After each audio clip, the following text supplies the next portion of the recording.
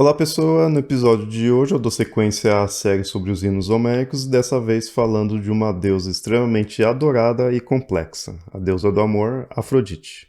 Então aguarda aí.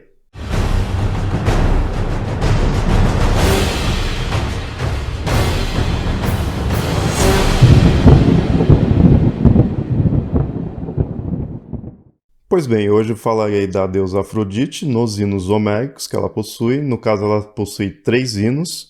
Um é bem longo e os outros são bem mais curtos. Os outros 2 são bem curtos. O que é mais longo possui já uma narrativa, do qual eu vou descrever hoje. Esse mais longo é numerado como o hino homérico número 5, e ele começa já mostrando que o autor pede para as musas contar, ou então cantar, sobre essa deusa. Algo que é bem comum em diversas obras gregas. E aí, logo no início, antes de mostrar a narrativa principal, esse hino ele começa a mostrar alguns epítetos da deusa. Por exemplo, o epíteto de Citereia, que ela é chamada assim porque quando ela nasceu no mar, o deus Zéfiro, deus do vento, levou ela até a ilha de Citera. E aí é um local onde o culto dela foi bem importante, e aí por isso ela é chamada de Citereia. Com isso vemos já um pouco sobre a origem da deusa, né, a questão da ascendência dela, que ela normalmente mostra se tendo duas. Em algumas versões ela é filha de Zeus e Dione, em outras ela nasceu do membro de Urano. Esse membro que você está pensando mesmo, né? Não é nem o braço e nem as pernas, é esse membro aí. Que quando caiu no mar, nasceu a deusa. Por ela ter esse epíteto, dá a entender que seria dessa versão, que é da Teogonia, do qual ela nasceu do mar. Mas mais pra frente nesse hino mostra dela ser filha de Zeus. Logo em seguida mostra já o poder que ela tem de influenciar, de criar desejos em todos os seres, seja humano, deuses ou animais. Porém, numa parte bem específica desse hino, mostra bem, dá ênfase, né, nisso daí, de que existe 3 deusas do qual foge desse poder dela. E são justamente as deusas virgens, as 3 deusas gregas que são famosas por serem virgens, que é Atena, Ártemis e Hestia. Por outro lado, só essas 3 mesmo que estão livres do poder da deusa, porque o próprio Zeus também está sob o poder dela. E aí dá a entender, né, mostra que muitas das traições que Zeus faz com ele estando casado com Hera, muitas vezes que ele traiu ela foi por influência de Afrodite. Ela que teria feito ele se apaixonar por muitas das mortais e por isso ele traiu.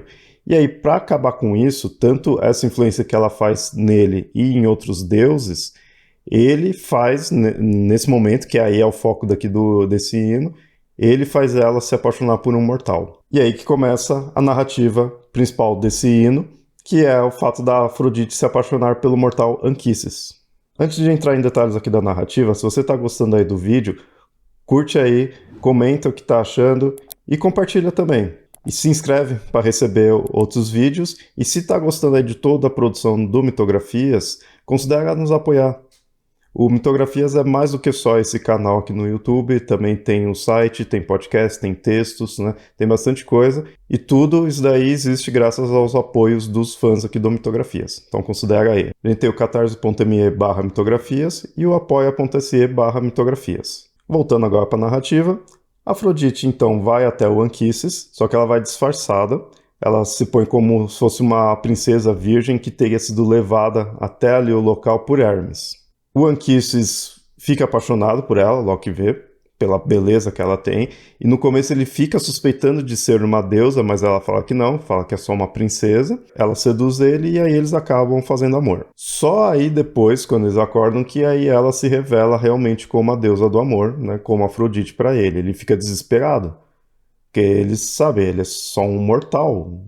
Não é comum isso de estar se relacionando com uma deusa, né? Mas aí ela fala para ele ficar tranquilo, não precisa se preocupar, porque ela vai gerar o filho dele, e esse filho vai ser um herói, um grande herói troiano, que é o Enéas, né, que é bem famoso na mitologia grega. Porque a Afrodite até fala para ele que os troianos eles são extremamente belos, então é comum dos deuses se apaixonarem por troianos. Existe o caso de Zeus, que se apaixonou por Ganímedes, e aí levou ele para o Olimpo. e o de Títono, do qual a deusa Aurora se apaixonou por ele. E aí a Afrodite conta essa narrativa da Aurora se apaixonar por Títono para mostrar para o Anquises que é comum até. Primeiro que ela só mostra 2 casos, né? E não terminam muito bem, né? Mas ela conta para ele mostrando que já ocorreu outros casos assim. Isso é interessante porque é um hino voltado para Afrodite, mas dentro da narrativa desse hino tem outras narrativas de outras divindades. E aí ela diz também que quem vai criar a criança não vai ser ela, após nascer, vai ser as ninfas, até uma certa idade, por volta lá dos 4 anos, e aí depois que o Anquises vai começar a criar a criança, né? Então vai ser visto como filho dele, porque ela fala que não é para contar para ninguém que ele se relacionou com ela e que aquela criança era filha da deusa do amor. Não era para contar, senão Zeus iria até acabar fulminando ele, que é o que acontece. E aí no finalzinho desse hino, o autor ele termina tudo ali a narrativa e já diz para a deusa, né, que é um hino voltado para Afrodite, diz que vai já começar a contar outro hino, né, vai passar já para outro hino de outra divindade. Isso é algo comum, é uma característica comum de alguns hinos, do qual é visto bem que ele era feito já para puxar outra narrativa, outro hino, dando a entender que esses hinos fazem parte de algo maior. Os outros hinos, que é o 6 e o 10, já são bem menores e eles trazem características da deusa. Eles não trazem nenhuma narrativa em si, né? Mostra mais a questão do nascimento dela e epítetos, né? Características, os atributos dela, né? O que ela influencia, quais que é os poderes dela. Mostra como ela nasceu, onde nasceu, como foi após isso, a relação que ela tem com o mar. Ela é a Afrodite é uma deusa marítima, ela é muito famosa por ser a deusa do amor, mas ela na verdade também é uma deusa marítima.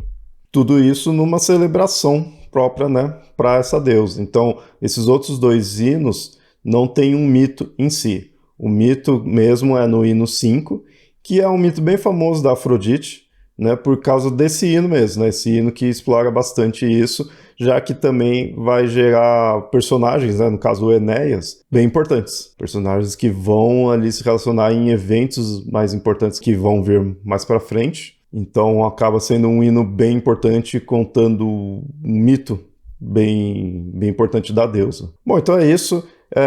Como todos os outros hinos dos deuses, esses daqui ele mostra só uma parte, apesar de ser importante, mostra só uma parte, só um aspecto da divindade. Tá longe de contemplar toda a divindade, não contempla nem metade, digamos assim, mas é legal a gente ver como que a Afrodite é retratada nesses hinos. Em 2 deles ela é bem focada na celebração dela, em outros tem essa narrativa, mas também mostra até onde vai os poderes dela, né? Mostra quem está suscetível ao amor, quem não está, né? Essa é uma importância aí desse hino homérico número 5, que é o hino da Afrodite. Espero que tenha gostado aí do episódio. De novo, se inscreve aí no canal, curte o vídeo, compartilha e se quiser também, apoie aí o projeto todo. Então nos vemos no próximo episódio. Até mais.